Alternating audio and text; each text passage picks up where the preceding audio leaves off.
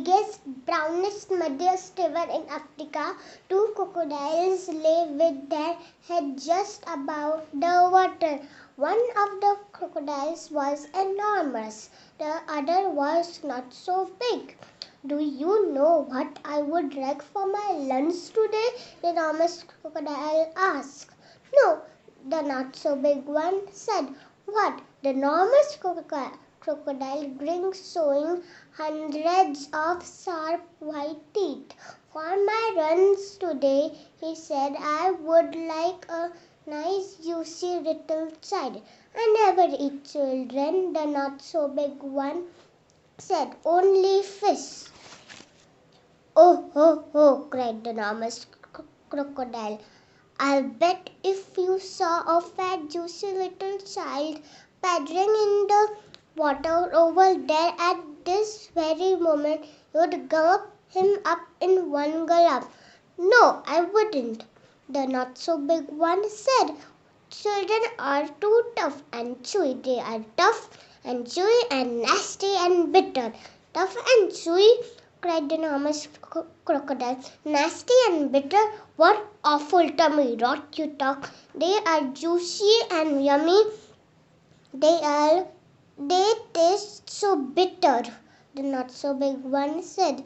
You have to cover them with sugar before you can eat them.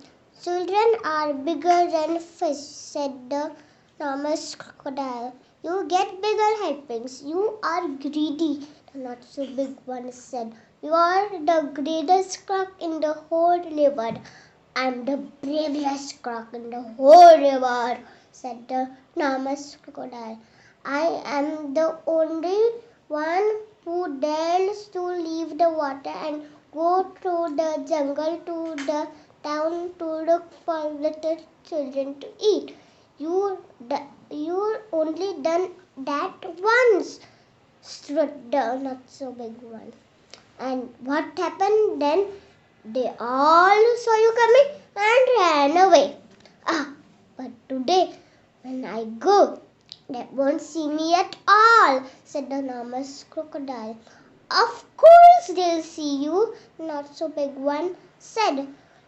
You're so enormous and ugly, they'll see you from miles away. The enormous crocodile grinned again, and his terrible sharp teeth sparkled like knives in the sun.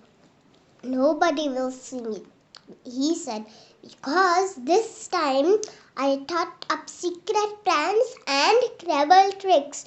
Clever tricks, cried the not so big one. You've never done anything clever in your life. You're the stupidest croc in the whole river. I'm the cleverest croc in the whole river.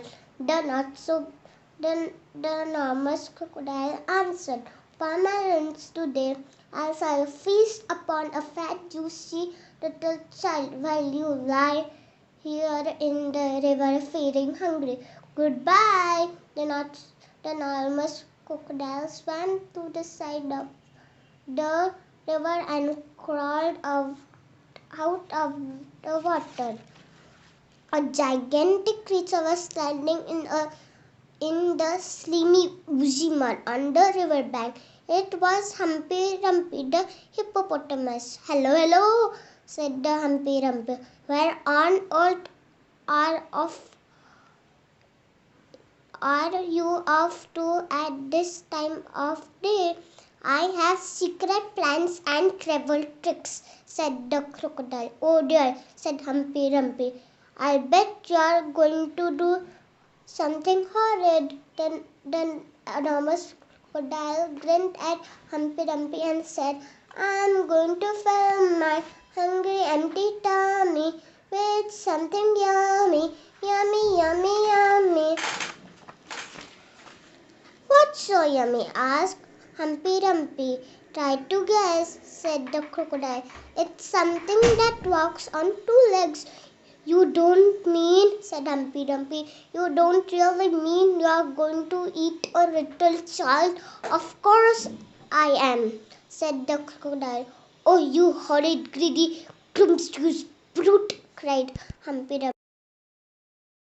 I hope you get cooked and cooked into crocodile soup.